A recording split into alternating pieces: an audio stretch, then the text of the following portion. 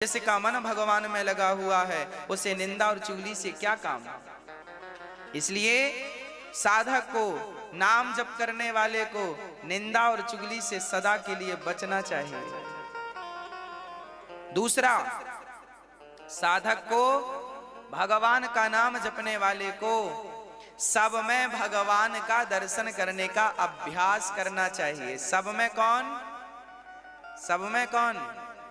सब में सीय राम मय सब जग जानी, करहूं प्रणाम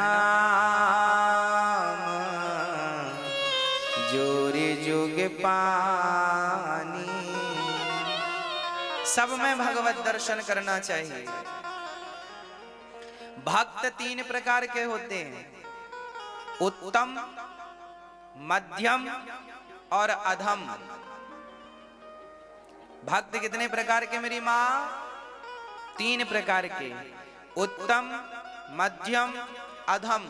उत्तम कोटि का भक्त कौन है? मध्यम कोटि का भक्त कौन है? और अधम कोटि का भक्त कौन है? तीनों की व्याख्या सुनो। उत्तम कोटि का भक्त वो है जो सब में चींटी से लेकर हाथी तक, स्त्री से लेकर पुरुष तक, जीव जंतु में, धूल में, मिट्टी में जो देखे सबको भगवान में देखे। ये पहला उत्तम कोटि का भक्त है। कौन है उत्तम कोटि का भक्त? जो सब में भगवान का, जो सब में अपने नारायण का दर्शन करता हो, जो सब में अपने राम का दर्शन करता हो, जो सब में अपने कृष्ण का दर्शन करता हो, वह उत्तम कोटि का भक्त है। बात समझ में आई? अब मध्यम कोटि।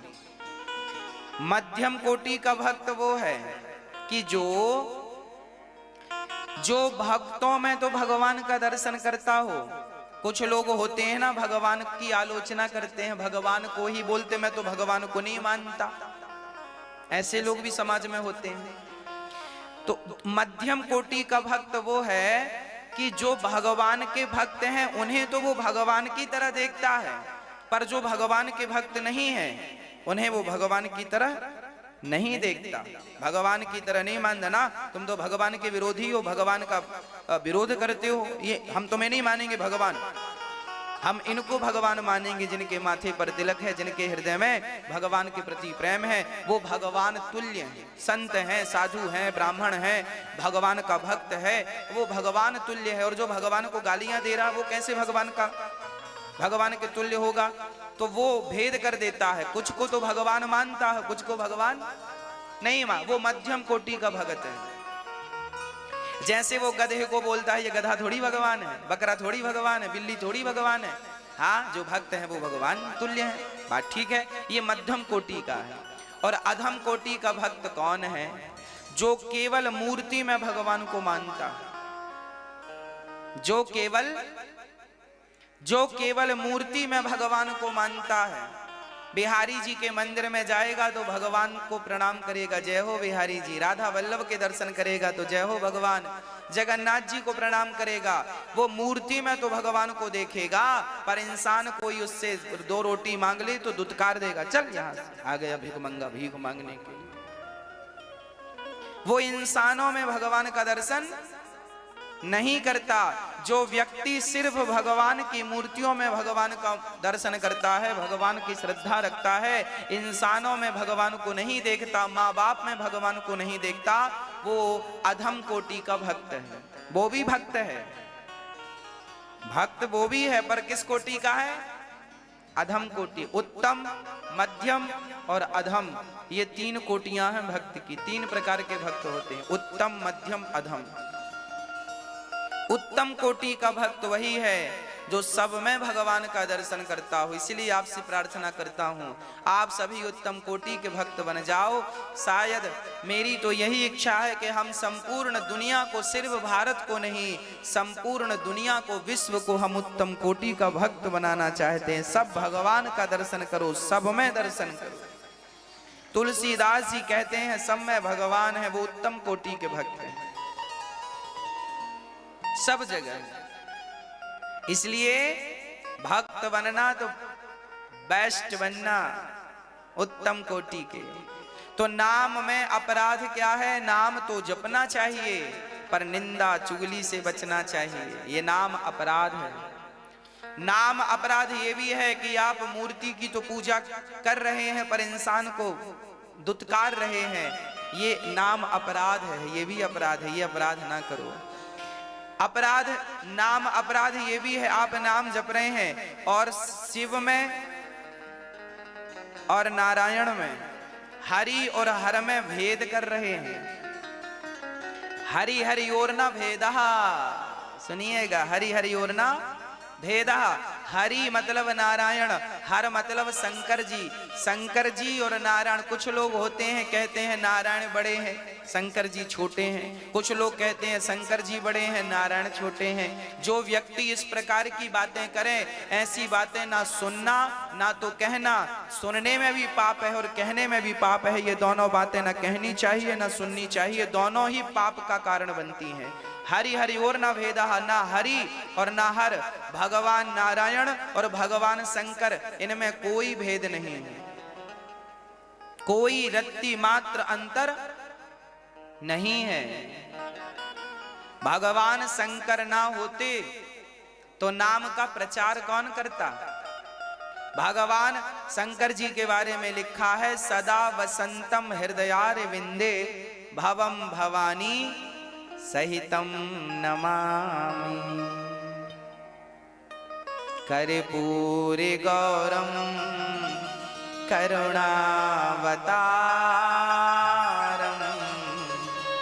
संसार सारम भुजगेन्द्रहारम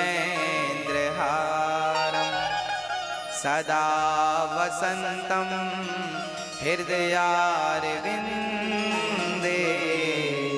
भवम भवानी सहितम नमामि। भगवान शंकर सदा अपने हृदय में सीताराम को बिठाते हैं।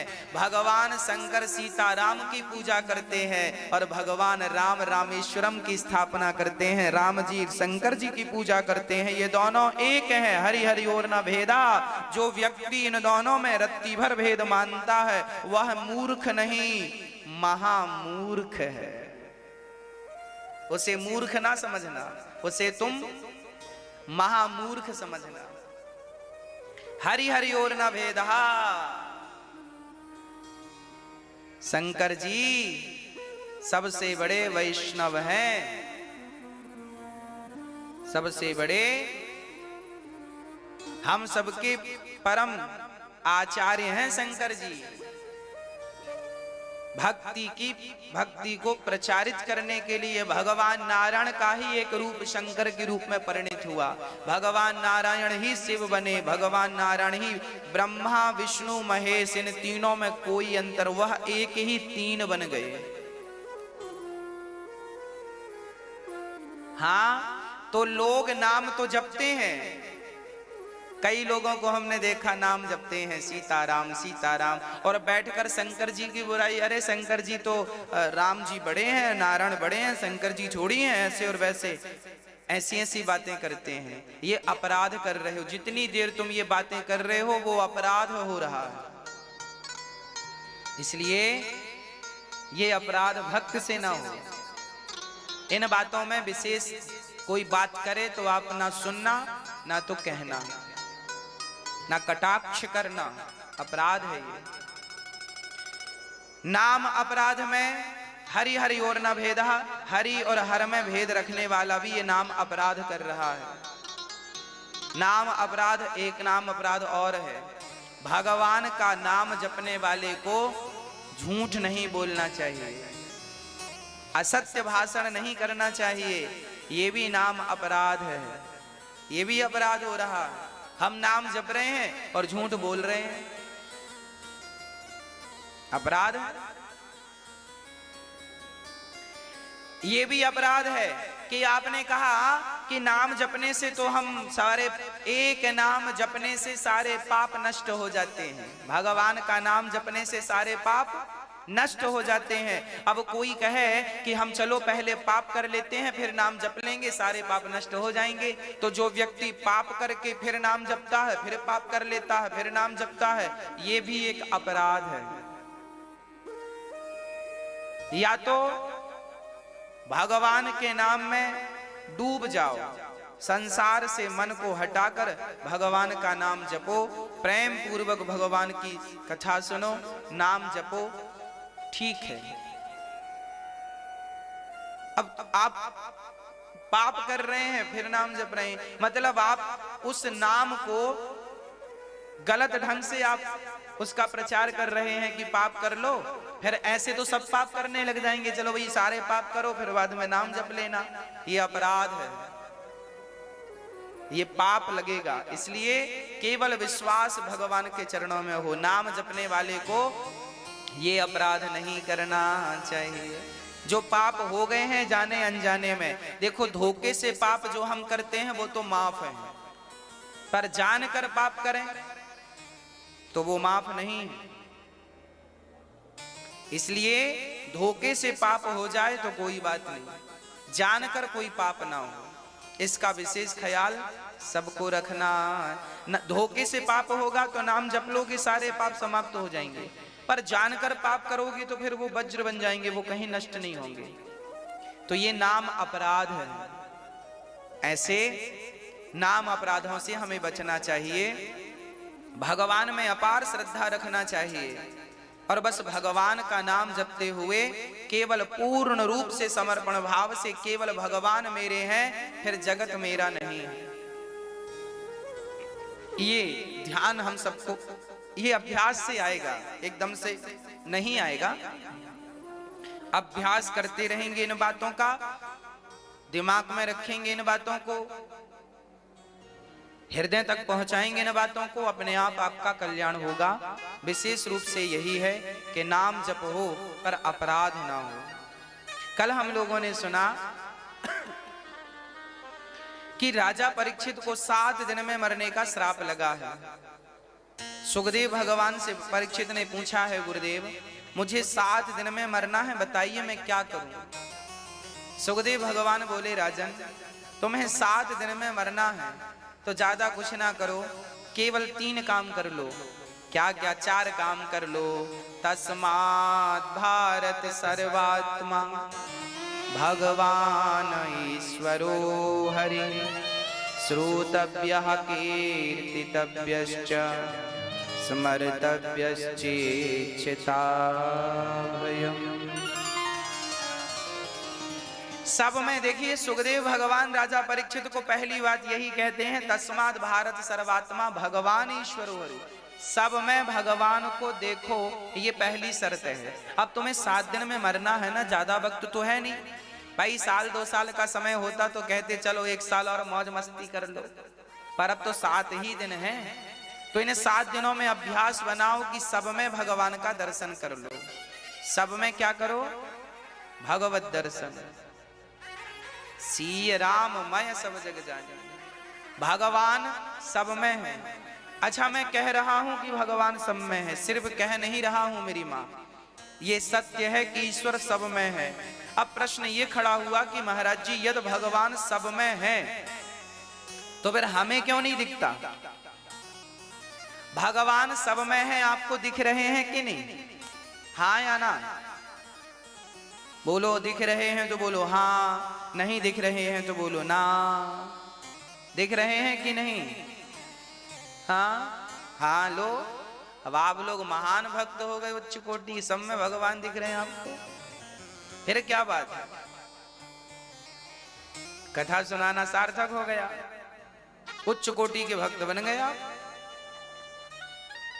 मेरी मां, भगवान सब में है, ये हम सब जान रहे हैं, पर इसको हृदय मानेगा कब?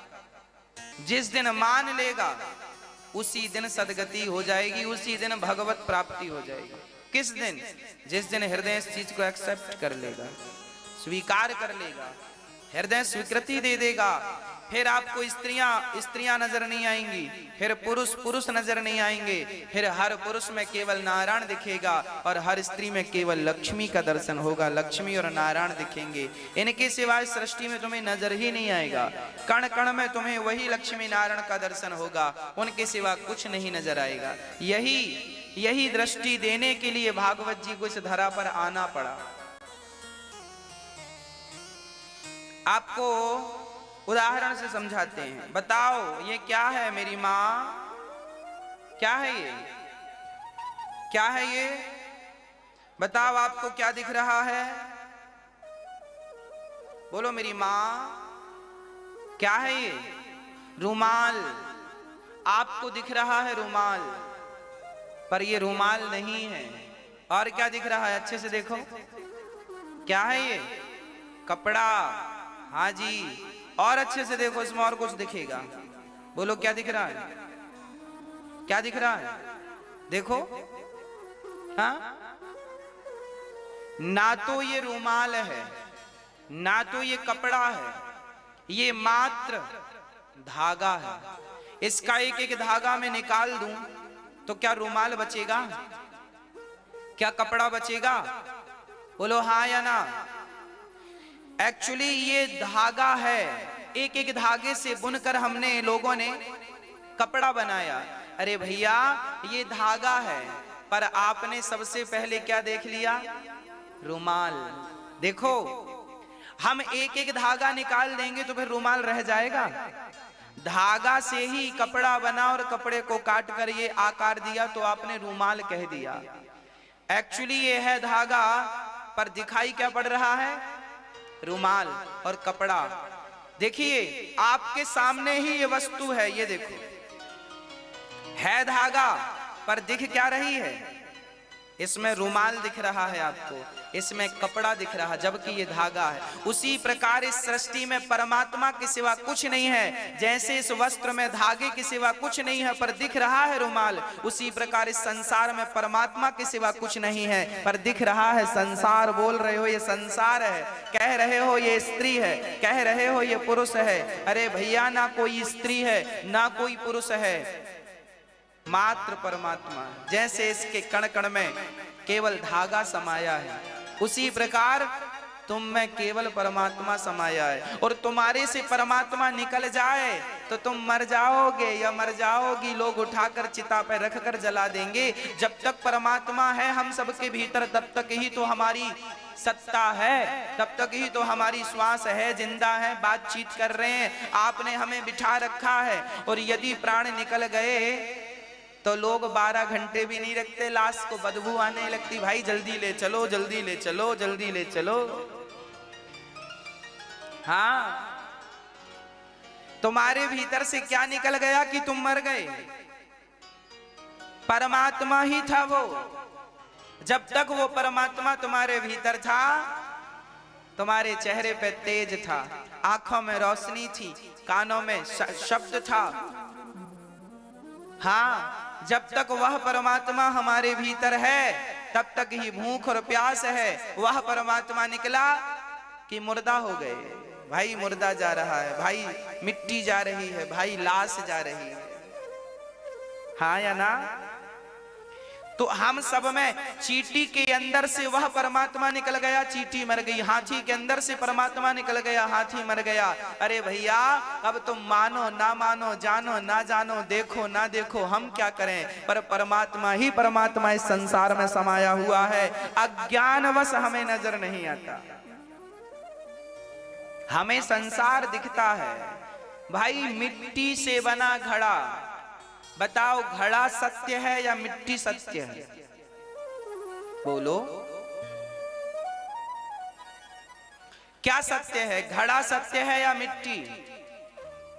भाई घड़ा आज है, जरूरी छोड़िए कल रहेगा, पर घड़े में जो माटी है वो घड़ा बनने के पहले भी माटी थी और घड़ा बनने के बाद भी मिट्टी मिट्टी में, बोलो, मिल जाएगी। घड़ा सत्य नहीं है, क्योंकि घड़ा कल नहीं था, घड़ा आज है और घड़ा कल भी नहीं रहेगा, पर मिट्टी कल भी थी, आज भी है और आगे भी रहेगी। उसी प्रकार हम में से कोई सत्य नहीं है, पर वह परमात्मा रूपी मिट्टी सत्य है, वह परमात्मा माटी है। जैसे मिट्टी से हर खिलौना बना है, मिट्टी से बहुत सारे बर्तन बने हैं, नाम और आकार अलग अलग हो सकते हैं, पर सब में मिट्टी ही है। हम लोग छोटे थे, मेला लगता था तो मेला में मिट्टी का वो मिलता था, चक्की चलाने की छोटी सी, खरीद कर लाते थे 2 रुपए की। मिट्टी का हाथी लाते थे, मिट्टी का ऊंट लाते थे और मिट्टी के ऊंट के संग खेलते थे। अरे भैया वो ऊंट है, वो हाथी है, वो चक्रिया है, चक्री है, पर है सब में क्या? बोलो, मिट्टी। उसी प्रकार तुम स्त्री हो, तुम पुरुष हो, ये चींटी है, ये हाथी है, ये तो कहने की बात है कि तुम स्त्री हो और तुम पुरुष हो, ये हाथी है। सबके भीतर वही परमात्मा समाया हुआ है। जैसे हर खिलौने में माटी समाई है, उसी प्रकार हर जीव में परमात्मा समाया है, उसके सिवा कुछ नहीं है। वही कह रहे हैं सुखदेव भगवान, तस्माद् भारत सर्वात्मा भगवान ईश्वरो हरि। सब में भगवान है। सब में कौन है मेरी माँ? सब में भगवान। अब सब में भगवान है तो फिर हम झगड़ा किससे करें? बोलो। फिर आप अपनी सास से झगड़ा करती हो तो तुम्हारी वो सास है कौन? भगवान ही तो है। फिर आप ये प्रश्न कहेंगे, महाराज यदि सास भगवान है तो गालियां काहे देती है, डांटती क्यों है, चिड़चिड़ाती क्यों है? देखो, सबके भीतर परमात्मा तो है, पर व्यक्ति का अपना अपना स्वभाव भी है। डांटना, चिल्लाना, चिड़चिड़ाना, ये व्यक्ति का स्वभाव है। आप व्यक्ति, ये रुमाल है, ये 100% रुमाल ही है, पर जब गहराई से देखा जाएगा तो ये रुमाल नहीं होगा, तो ये धागा होगा। सामान्य दृष्टि व्यवहार जगत में तो इसे रुमाल ही कहेंगे। व्यवहार में क्या कहेंगे इसे? दुकान में तो यही ये थोड़ी कहेंगे भैया जरा धागा देना। दुकानदार बोलेगा भैया ये कपड़ों की दुकान है, धागों की नहीं है, जबकि उसके सारे कपड़े धागे से ही बने हैं। पर व्यवहार जगत में मैया हो गई पंचायत, हाँ अच्छा कर लो थोड़ा और।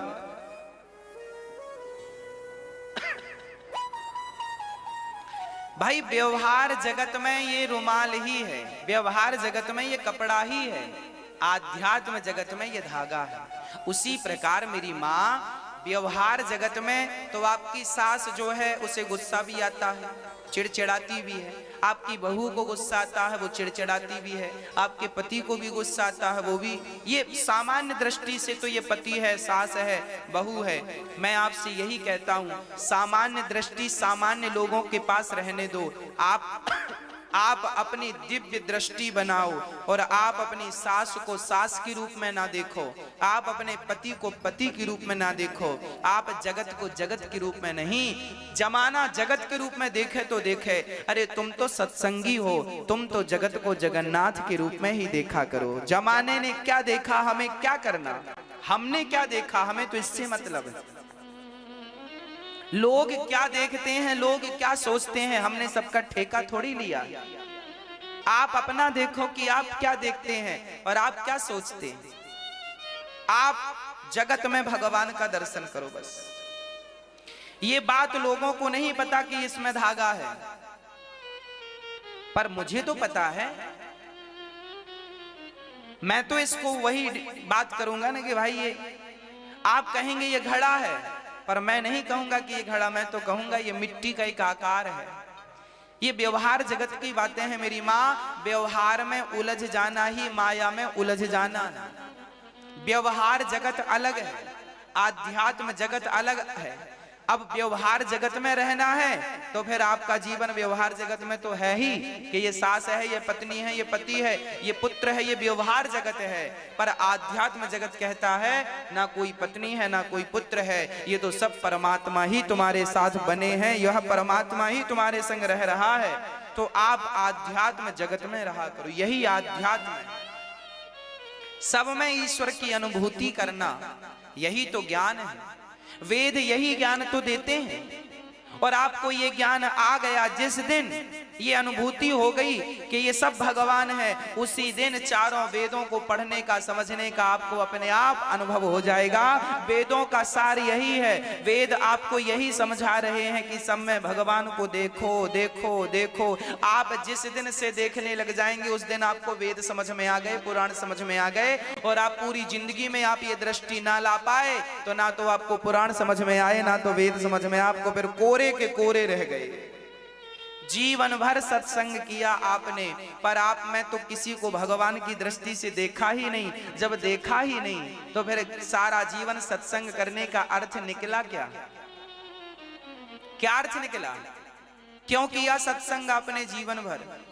जीवन भर राम नाम जपा है, पर आपके अंदर से तो संसार निकला ही नहीं।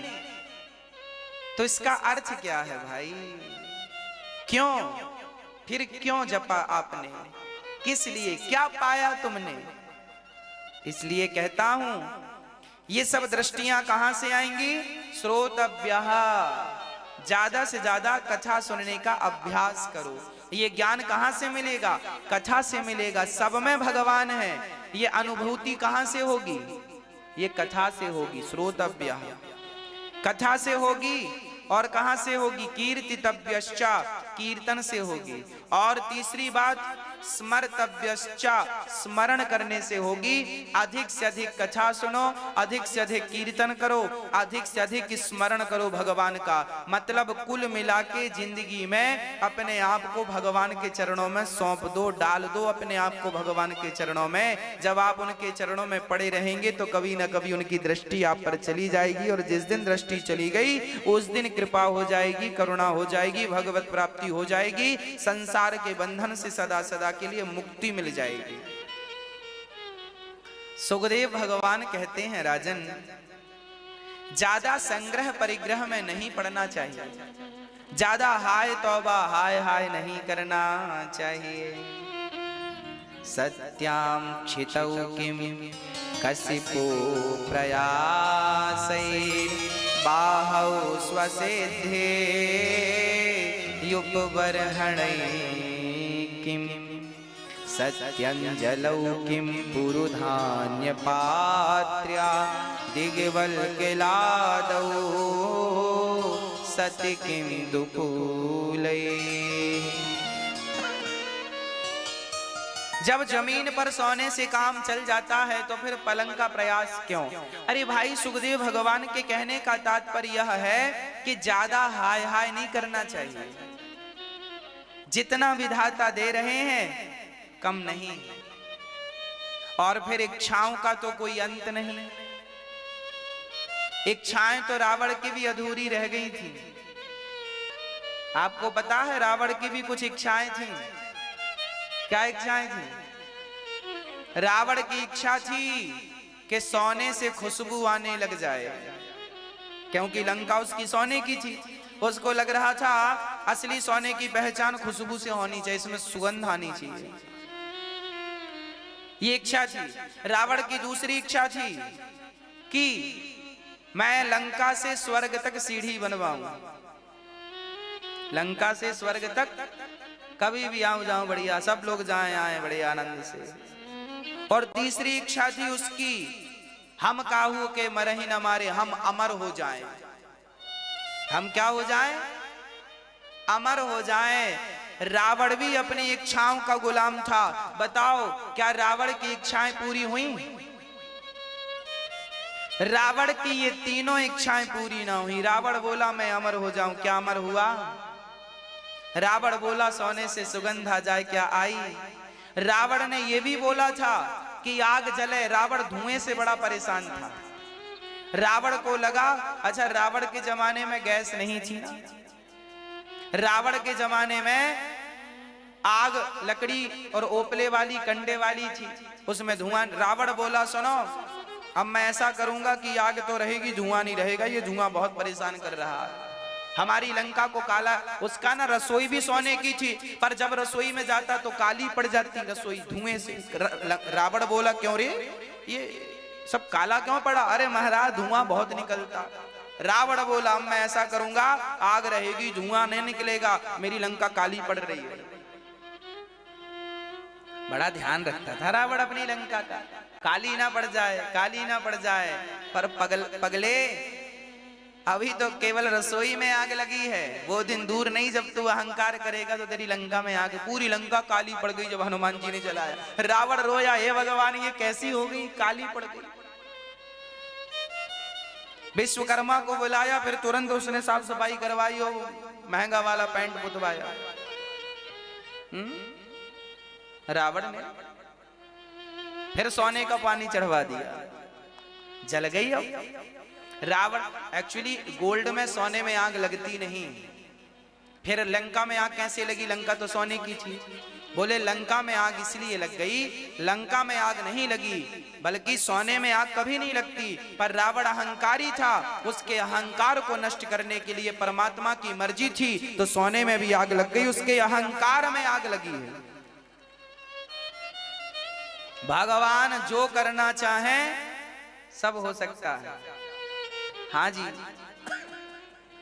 रावण की लंका में नहीं, रावण के अहंकार में आग लगी, और वो लंका में आग इसलिए भी लग गई क्योंकि राम जी की मर्जी थी। रावण का अहंकार तोड़ना था इसलिए लग गई। कहने का अर्थ ये है, इच्छाएं तो रावण की पूरी ना हो पाई तो आपकी और हमारी क्या इच्छाएं पूरी होंगी? इसलिए जिंदगी जरूरत के हिसाब से होनी चाहिए, इच्छाओं के मुताबिक ना हो जिंदगी। जरूरतें तो रिक्शे वाले की पूरी हो जाती हैं और इच्छाएं तो राजा महाराजाओं की पूरी नहीं हो पाती। इच्छाओं के आधार पर जीवन जियोगे तो इच्छाएं कभी पूरी ना होंगी। जरूरत पूरी हो सकती है। जरूरत क्या है? रोटी, कपड़ा, मकान और शिक्षा, ये हम सब की जरूरत है। और इच्छाएं क्या है? आपके पास गाड़ी ना हो तो आपकी इच्छा होगी, मैया ओ मेरी माँ जगाओ। लोरी सुना दें आपको? अच्छी वाली सुनाएंगे, पूरी नींद आ जाएगी। यहां आगे आके लेट जाना। हाँ नींद आ रही है? कथा में नींद आती है, कथा होती है ऐसी है, शांति प्रदान करती है। हाँ जी चलिए। अच्छा बात ऐसी है कि हमारी जरूरत क्या है? सामान्य जरूरतें हैं, पूरी हो जाती हैं, इच्छाएं पूरी नहीं होती। इसलिए जीवन जरूरत को पूरी करने के लिए हो, इच्छाओं को पूरी करने के लिए ना हो। इच्छाएं किसी की पूरी नहीं हुई तो आपकी क्या होंगी? भगवान से यही प्रार्थना करो, विधाता जो आपने दिया है बढ़िया है, उसका धन्यवाद दो, बस आगे बढ़ते रहो, आगे बढ़ते रहो। ज्यादा हाय हाय करोगे तो परेशान हो जाओगे। और भागवत जी में लिखा है धन ही मृत्यु का कारण बनता है। आपके पास ज्यादा पैसा होगा और कहीं लोगों को पता लग गया ज्यादा पैसा है, हाँ जी आज तो जमाने में लोगों को किडनैप कर लेते हैं, पैसे के लालच में बंदी बना लेते हैं, डिमांड करते हैं और पैसे लेके बहुत सारे केसों में देखा गया है मार भी डालते हैं। मतलब आपकी मौत हो गई, कारण कौन बना? पैसा। मतलब पैसे ने जान ले ली कि नहीं? हाँ या ना? जरूरत से ज्यादा पैसा जान लेने वाला हो जाता है। इसलिए धन आवे तो धन को धर्म से जोड़ते चलो, धन को धर्म से। वह धर्म से जब जुड़ेगा तो आपके बुरे वक्त में, मुसीबत के समय में आपके द्वारा किया गया धर्म ही आपकी रक्षा करेगा। धर्मो रक्षति रक्षिता। जब आप धन को धर्म से जोड़ेंगे तो विपत्ति के समय में वही धन आपको धर्म से जोड़कर जब आप जोड़ेंगे तो वही आपकी रक्षा करने वाला बन जाएगा। इसलिए धन को धर्म से जोड़ने का प्रयास कीजिए। हमारी माताएं, वृद्ध माताएं वृंदावन में रहती हैं, अपने धन को इनकी सेवा से जोड़िए। अन्न से क्षेत्र चलता है, अपने धन को इस धर्म से जोड़िए। यही है धर्म, यही है धन का सदुपयोग। सुखदेव भगवान कहते हैं, सुनो राजन, अब मैं भगवान की, राजा परीक्षित ने कहा भगवान ने सृष्टि कैसे की, तो परीक्षित को सुनाने के लिए सुखदेव भगवान स्तुति करने लग गए। नमः परस्मै पुरुषाय भूयसे सदुद्भवस्थान निरोध लीलया ग्रहीत शक्ति तृतयाय देहिना मंतर भवाया नुपलक्ष्य वर्तमने। आज सुखदेव भगवान की स्तुति करके कहते हैं, भगवान नारायण से ब्रह्मा हुए और ब्रह्मा जी से ये संसार बना। अच्छा, कैसे बना? बोले नाभि से कमल उत्पन्न हुआ, उस कमल में ब्रह्मा जी प्रकट हुए और ब्रह्मा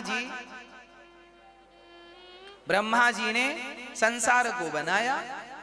बोले ब्रह्मा जी को अहंकार ना आए, इसलिए भगवान ने ब्रह्मा जी को भागवत सुनाई थी। याद रखना, ये जो भागवत जी आप लोग सुन रहे हैं, ये भी परंपरागत है। सबसे पहले भागवत भगवान नारायण ने ब्रह्मा जी को सुनाई थी। यही भागवत का उपदेश ब्रह्मा को किया था, जो भागवत आप सुन रहे हैं।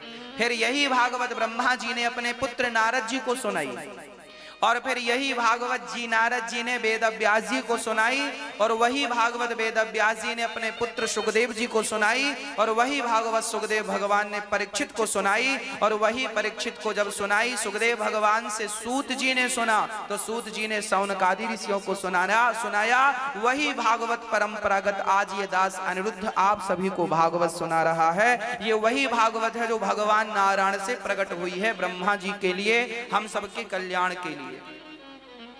इसलिए भागवत से आपका कल्याण निश्चित होगा। इसलिए हम कहते हैं भागवत जी की पोथी अभी 11 मार्च से बैठेंगी, आप भी अपने लिए एक पोथी बिठा लेना। उस भागवत के पाठ मात्र से आपके पूर्वजों का उद्धार हो जाएगा, आपके घर की अशांति सदा सदा के लिए चली जाएगी।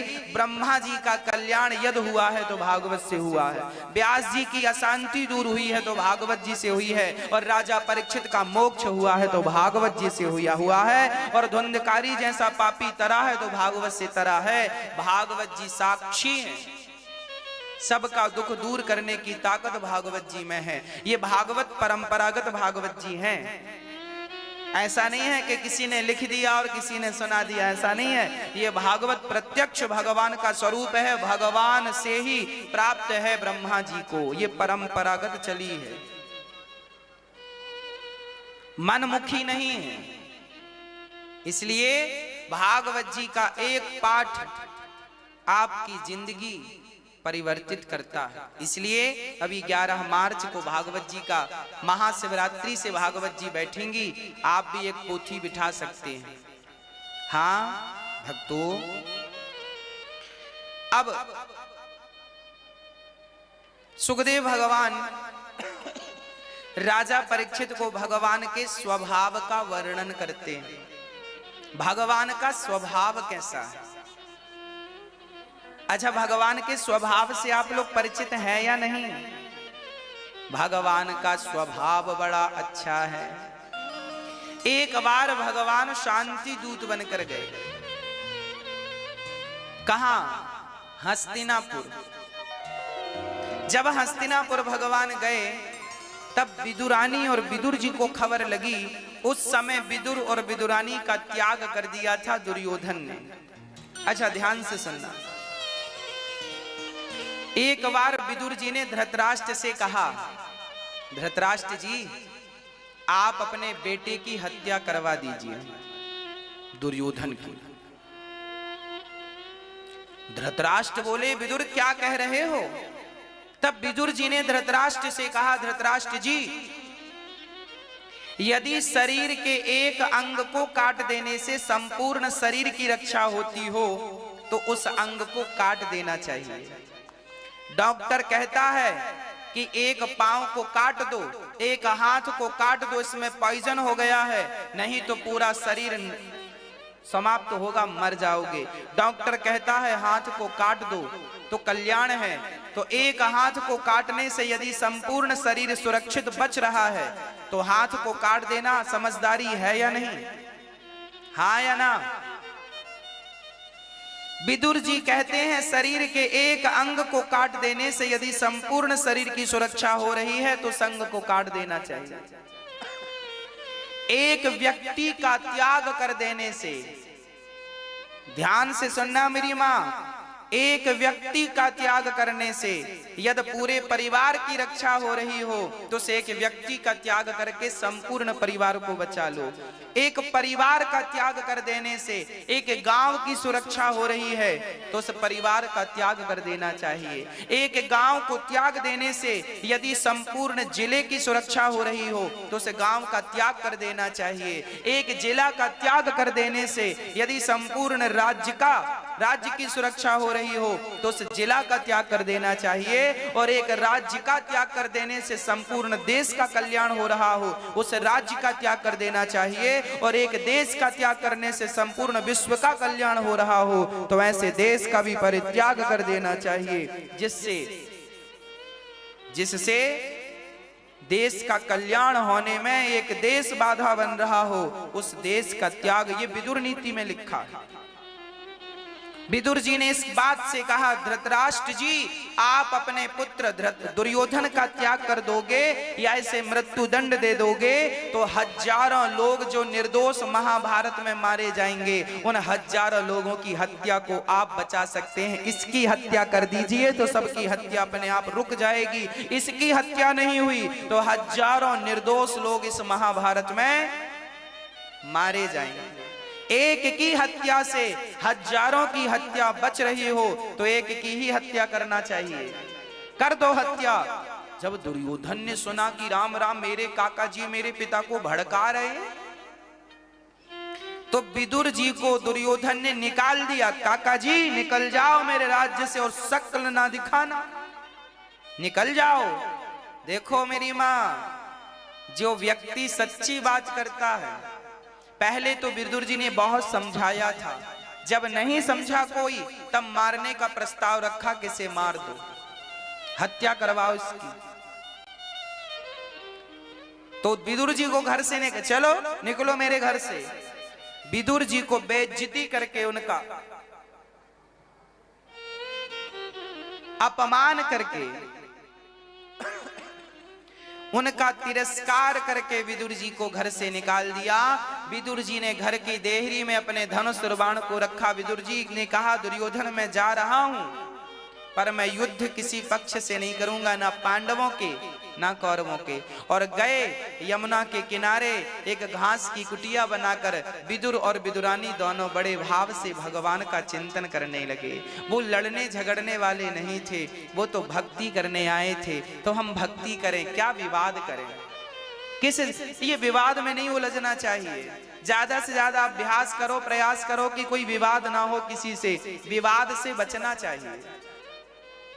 विवाद में उलझने से शांति भंग होती है, भजन में बाधा होती है।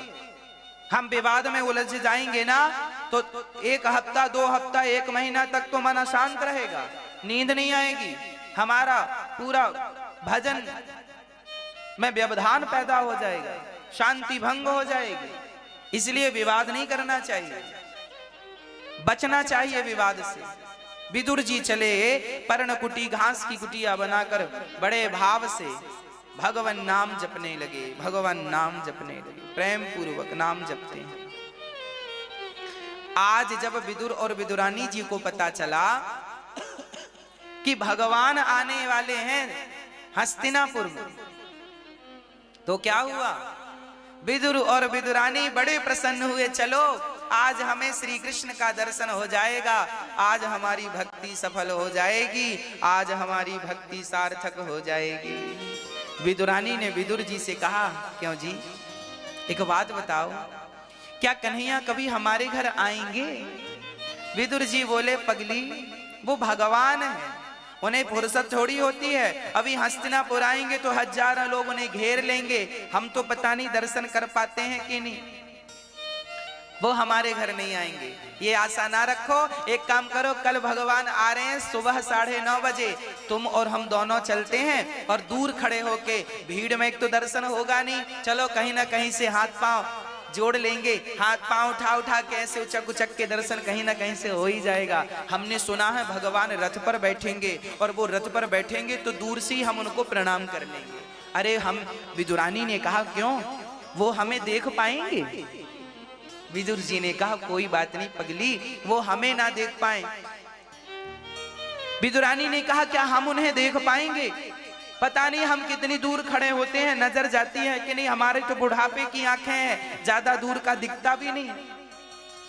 विदुर जी ने कहा पगली, हम उन्हें देख पाए ना देख पाए, पर हमारा विश्वास है कि वो हमें जरूर देख लेंगे। हम उन्हें क्या देखेंगे, वो हमें देख लेंगे तो काम बन जाएगा। चलो, दूसरा दिन हुआ, भगवान रथ पर चढ़े और जब हस्तिनापुर आए बड़ा स्वागत हुआ था। दुर्योधन ने भी बड़े स्वागत की व्यवस्थाएं की और विदुर और विदुरानी दोनों चले दर्शन के लिए।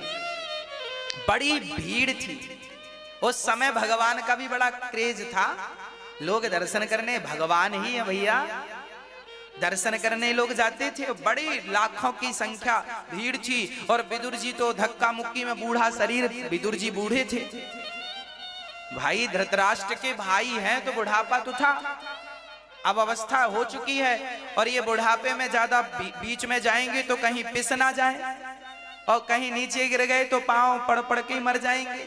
तो विदुर और विदुरानी दोनों एक दूसरे का हाथ पकड़ के दोनों बुढ़ा बुढ़ी और चल पड़े, और बड़े प्रेम से तो पीछे खड़े हैं। लोग बता रहे हैं यहीं से निकलेंगे भगवान। विदुर जी बोले विदुरानी से, हाँ यहीं खड़े रहना, हाथ पकड़ के मेरा हाथ ना छोड़ना, बड़ी भीड़ है, तुम गुम जाओगी, और कहीं पांव के नीचे आ गई तो मर भी जाओगी। विदुरानी बोली हाँ मैं हाथ नहीं छोड़ूंगी, और एक दूसरे का दोनों ने हाथ पकड़ा और खड़े रहे इंतजार में। तभी भगवान की रथ यात्रा वहीं से निकली। जब भगवान की रथ यात्रा निकली तो भगवान श्याम सुंदर हमारे रथ पर सवार थे। बड़ी सुंदर सी पगड़ी ठाकुर जी ने लगा रखी थी, उस पर मोर का पंख शोभा दे रहा था, और कानों में बढ़िया से कुंडल पहन रखे थे, गले में सुंदर सी मालाएं थी, और रथ पर सबसे आगे भगवान बैठे थे। मखमली आसन था और बड़े सुंदर से ठाकुर जी बड़े प्रेम से मंद मंद मुस्कुराकर सबको हाथ जोड़ जोड़ कर सबका अभिवादन कर रहे थे। सब लोग उन्हें प्रणाम कर रहे थे तो भगवान हाथ जोड़ जोड़ सबका अभिवादन स्वीकार कर रहे थे, सबका स्वीकार कर रहे थे अभिवादन, और सबका अभिवादन कर रहे थे। कि तभी जब भगवान का रथ आगे आया तो भगवान को देखा विदुरानी और अच्छा, विदुरानी का कद थोड़ा सा छोटा था, विदुर जी का कद थोड़ा बड़ा। विदुर जी ने देखा, देखो देखो वो आ रहे हैं भगवान, वो हमारे कन्हैया आ रहे हैं। विदुरानी बोले हमें तो दिख ही नहीं रहे हैं हम तो। विदुर जी ने कहा अच्छा तुम इस पत्थर पर खड़ी हो जाओ, वहां एक पत्थर पड़ा था, इस पे खड़ी होकर देखो। अब विदुरानी उस पत्थर पर खड़ी हो गई और विदुर जी के कंधे पे हाथ रख लिया। विदुर जी अब पत्थर पर खड़ी है तो सहारा भी तो चाहिए, तो विदुरानी पत्थर पर खड़ी हो गई और विदुर जी खड़े हो गए आगे, उनके कंधे पे हाथ रख के विदुरानी ने भगवान को देखा, हाँ हाँ हाँ आ रहे हैं। और विदुरानी की तरफ देखकर, अच्छा विदुर जी भी भगवान को देख रहे हैं, विदुरानी भी देख रही हैं। तभी भगवान ने विदुर जी को देखा और देख कर इशारा किया, काका जी चलो हम आ रहे हैं, घर तैयारी करना, इशारों से कह दिया। विदुर जी ने कहा सुना तुमने क्या? बोली कन्हैया ने कुछ कहा। अरे उतने दूर से कहे होंगे थोड़ी सुनाई पड़ेगा। अरे हमें सुनाई पड़ गया। क्या कहा? बोली चलो तैयारी करो हम आ रहे हैं।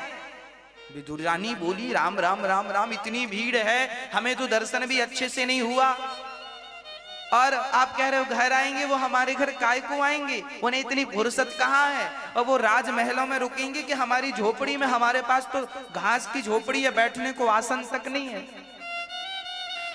विदुर जी की आत्मा बोल रही है ना, देखिए भक्त का प्रेम है, यदि भक्त इसने प्रेम से कहा है कि प्रभु मेरे घर आओ, तो भले भले भीड़ लाखों की और करोड़ों की क्यों ना हो भक्तों, पर भगवान तो भक्त के प्रेम को पढ़ लेते हैं, भक्त के हृदय को पढ़ लेते हैं। आपके हृदय में क्या चल रहा है इसको जानने वाला कौन है? बोले भगवान से जानने वाले हैं।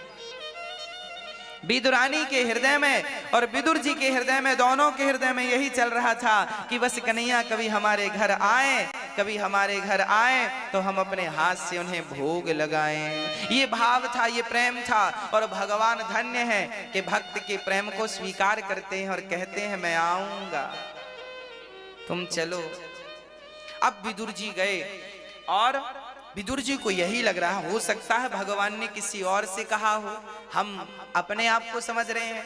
अब विदुर जी ने विदुरानी से कहा सुनो, वो नहीं आएंगे, शायद उन्होंने किसी और को इशारा किया हो और हमने अपने को ही समझ लिया। हमारी औकात कहाँ है उन्हें घर पे बुलाने की? क्या वो हम गरीबों के घर आएंगे? विदुरानी ने कहा ना, वो भगवान है, वो अमीर गरीब एक बराबर है, उनके लिए कोई बड़ा छोटा नहीं है, वो तो भगवान है। भगवान की तो सब संतान है। इस संसार में आकर कोई ऊंचा नीचा हो गया है, बड़ा छोटा हो गया, भगवान के घर से चले थे तब तो सब एक ही थे। भाई पानी जब आकाश से गिरता है तो पानी तो एक सा ही गिरता है, पर जो बूंद गंगा जी में पड़ती है वो गंगा जल बन जाता है, जो यमुना में पड़ती है वो यमुना जल बन जाता है, जो नाले में बूंद पड़ जाती है वो नाले का पानी बन जाता है। भाई बूंद तो भगवान के घर से ही आई थी, सब पवित्र थी। इस संसार में आकर जैसी संगत मिलती गई वो बूंद वैसी वैसी बनती गई। नाले की संगत मिली तो पानी की बूंद नाला बन गई, और गंगा की संगत मिली तो पानी की बूंद गंगा बन गई। ये तो संगत है। इस संसार में आप आए हैं, संगत नाले की मिलेगी, गंदी संगत मिलेगी तो गंदे विचार हो जाएंगे, और साधु जनों की सत्संगत मिल जाएगी, कथा की संगत मिलेगी तो अपने आप हृदय में भगवत प्रेम जाग जाएगा और वह संगत हमारा कल्याण कर देगी। जैसी संगत वैसी रंगत। विदुरानी और विदुर जी चर्चा कर रहे, और यहां भगवान पहुंचे हस्तिनापुर। दुर्योधन ने स्वागत किया, सभा लगी, प्रस्ताव पूछा गया, कृष्ण आपके आने का उद्देश्य क्या है? भगवान बोले मैं शांति दूत बनकर आया हूं। दुर्योधन ने कहा पांडवों की तरफ से आए हैं क्या? भगवान बोले ना दुर्योधन, मैं पांडवों की तरफ से नहीं आया, मैं तो शांति का प्रस्ताव लेकर आया हूं। और याद रखना, शांति का कोई विकल्प नहीं होता, शांति तो शांति है। एक काम करो दुर्योधन, तुम पांडवों को रहने के 5 गांव दे दो। 5 गांव दे दोगे तो झगड़ा नहीं होगा। अच्छा, दुर्योधन बोला ठीक है, हमने 5 गांव दिए तो शकुनी अपने जंघा में दौना पत्तल रखकर रोटी खा रहे हैं, साग लगा। दुर्योधन ने कहा मामा जी जमीन पर रख के खाओ, जंघा में रख के कोई खाता है क्या? शकुनी बोले भांजे अब जमीन बची कहां? क्यों? बोले अब तो जमीन पर पत्तल रख के रोटी खाने की भी जगह नहीं बची, तुमने 5 गांव में सब दे दिया। कृष्ण ने 5 गांव मांगे हैं, तुमने सब दे दिया।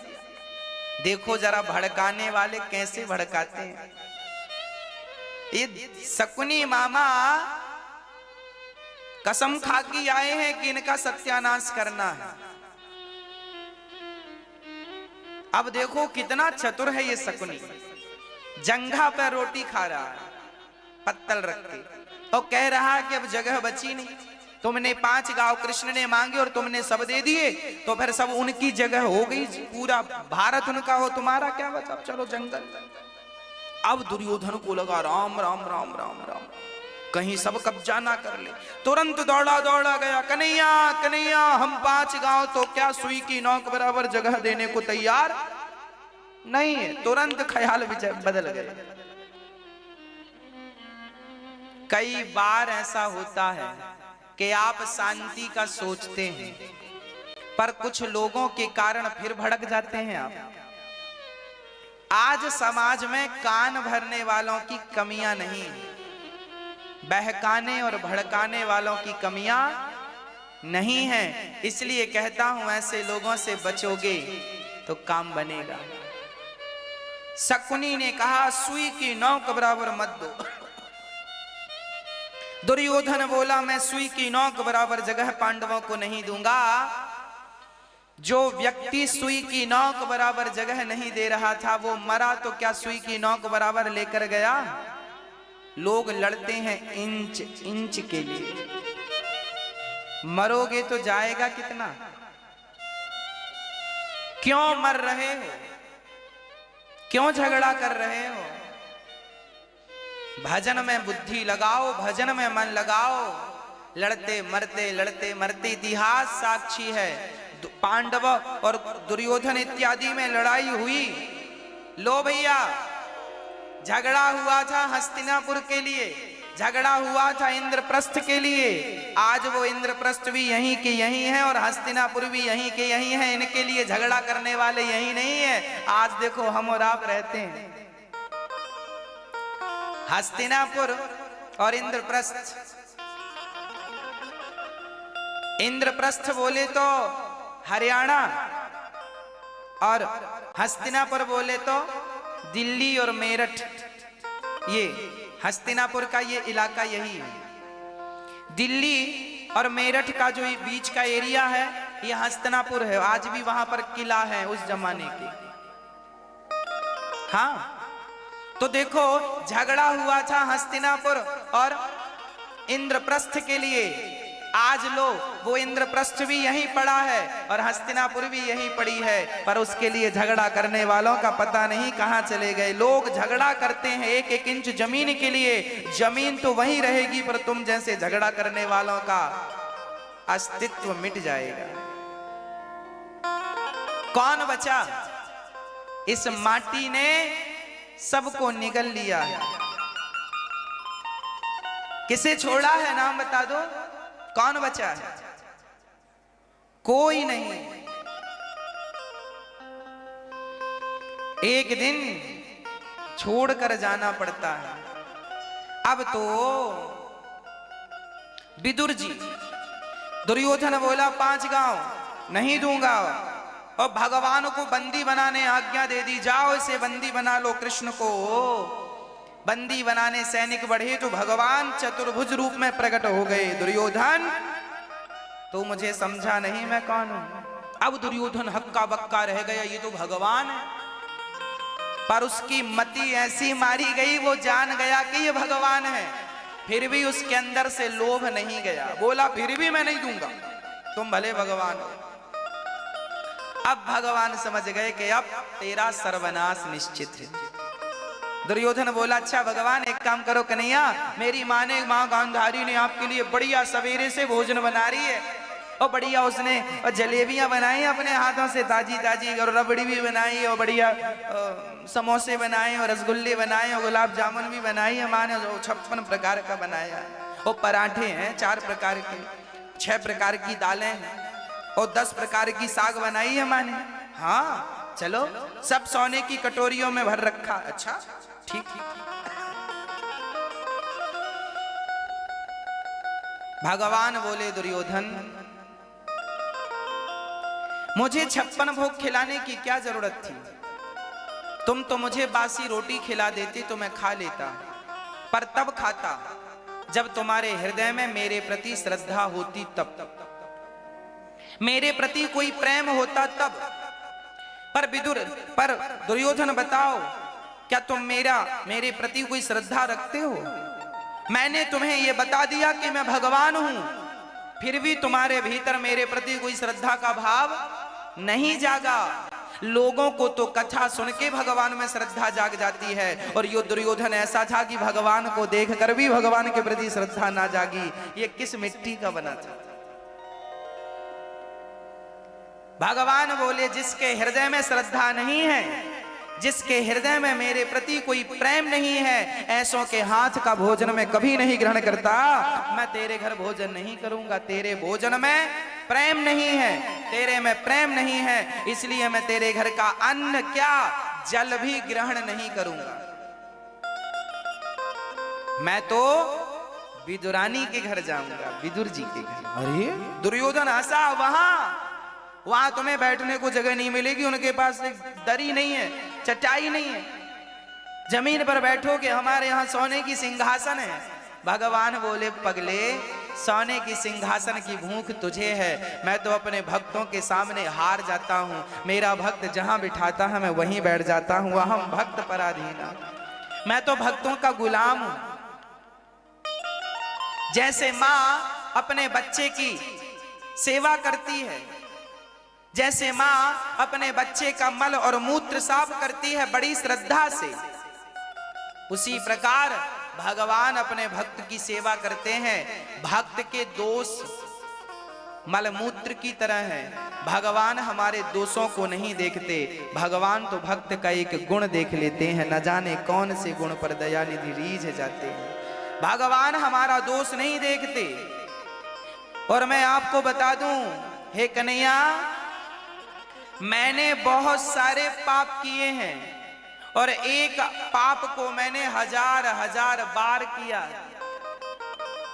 मैं कोई कम पापी नहीं हूं, फिर भी आपकी शरण में हूं, इस विश्वास से शरण में आया हूं कि तुम दयालु हो और तुम हम जैसे पतितों को भी कभी ना कभी पावन जरूर करोगे, हम दीनों पर तुम जरूर कभी ना कभी दया करोगे। इस भाव से आपके दर पे पड़े हैं। बस